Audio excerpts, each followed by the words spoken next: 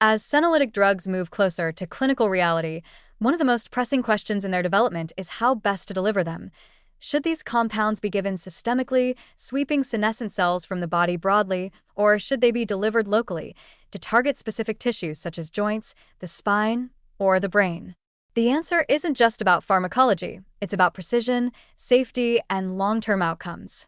Because while clearing senescent cells holds enormous therapeutic promise for conditions ranging from osteoarthritis to neurodegeneration, the method and scope of delivery will determine whether that promise is fully realized or undermined by unintended consequences. Senescence is not inherently pathological. It's a natural cellular state that serves important roles in wound healing, tissue remodeling, and tumor suppression.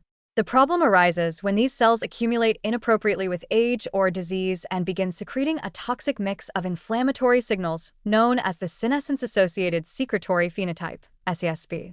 This buildup is rarely uniform. Instead, different tissues may harbor senescent cells in varying quantities and at different stages of dysfunction. This creates a strong argument for localized senolytic strategies, ones that precisely target the tissues most affected, such as the cartilage in osteoarthritic joints, the intervertebral discs in degenerative spine disease, or specific brain regions in Alzheimer's. Localized senolytic delivery has several advantages. First, it minimizes systemic exposure, reducing the risk of off-target effects in healthy tissues. Many senolytics, such as navitoclax or dasatinib, have roots in oncology and can affect platelets, hematopoietic cells, or liver enzymes when given systemically. Delivering them locally, via intraarticular injection into the knee, for instance, enables a high concentration where it's needed and spares other organs. Second, local delivery avoids the blood, tissue barriers that can make it hard for systemic drugs to penetrate immune-privileged or poorly vascularized sites, like the center of an intervertebral disc or the brain. Techniques such as hydrogel-based slow-release implants, nanoparticles, or viral vectors are being explored to achieve sustained and site-specific clearance of senescent cells. However, localized treatment has limitations too. It may be impractical in conditions that involve widespread or systemic senescence, such as frailty, metabolic syndrome, or cognitive decline. These scenarios may benefit more from systemic senolytics, particularly those that can be taken orally or via intermittent infusion. Systemic senescence is increasingly recognized as a driver of what's known as inflammaging, a chronic, low-grade inflammation that underlies everything from atherosclerosis to type 2 diabetes. Broad-spectrum senolytics, especially if delivered intermittently, could act as a kind of cellular cleanup protocol to refresh multiple tissues at once and improve overall physiological resilience. Still, systemic dosing requires careful balance.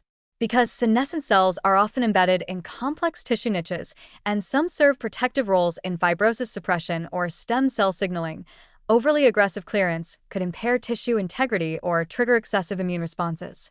This is where intermittent dosing becomes critical.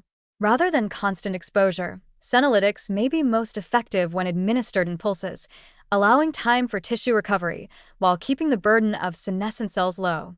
Animal studies support this model. Periodic administration of senolytics like Physidin or dasatinib/quercetin every few weeks has produced sustained improvements in health span and reduced age-related pathology without continuous drug presence. An emerging area of interest is organ-specific targeting through smart drug design.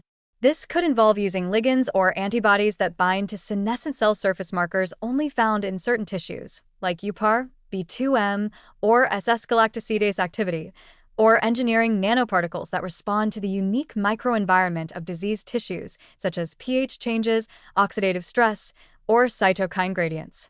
Another promising route is to use gene editing tools, like CRISPR-based senolytic constructs, that activate only in the presence of senescence-related gene expression patterns.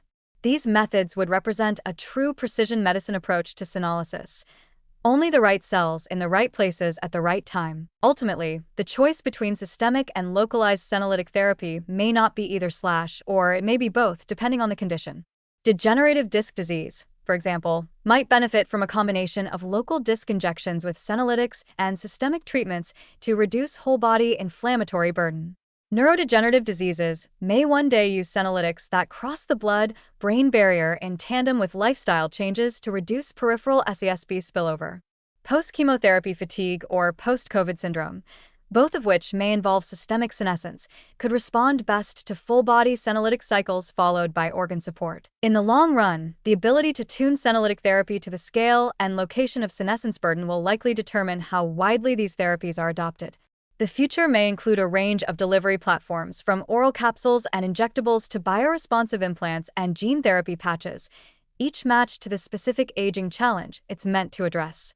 As we develop better senescence biomarkers to measure cellular burden in real time, it may even be possible to personalize senolytic regimens based on an individual's biological age, tissue vulnerability, and recovery profile. So while the question of systemic or local is central now, it may evolve into how do we best orchestrate both?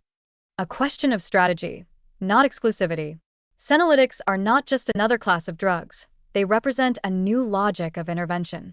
And with smart delivery, they may finally give us a tool to clear not just symptoms, but the root cellular causes of age-related decline.